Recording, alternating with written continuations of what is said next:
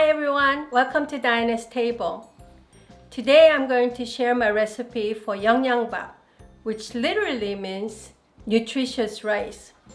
It's nutritious because you add all types of different vegetables, seafood, or even sometimes meat to the rice.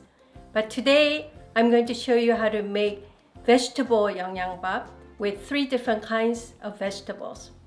So let's get started.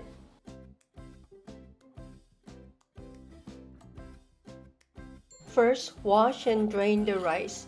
Today I'm using short grain white rice.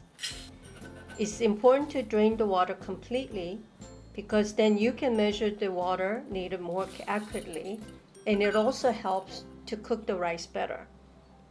I usually add an equal amount of water to the rice, and here I'm using 2 cups of sea kelp water and 1 cup of regular water to 3 cups of white rice. Turn the heat to high in the beginning, and when the rice starts to boil, add some salt and stir to make sure that it's not sticking to the bottom. Then lower the heat to medium, and then you can start to add the vegetables. You can use any combination of vegetables, but I'm using today shiitake mushrooms, bamboo shoots, and carrots. Cover the lid and lower the heat to very low and cook for 30 minutes. To make the soy sauce base, add an equal amount of soy sauce and mirin or rice wine. Goji berries and sea kelp also adds to the flavor. Let it ferment in the refrigerator for about 1 week before using. For more flavorful seasoning sauce for the rice, I usually add pickled vegetables such as wild chives, garlic, and onions.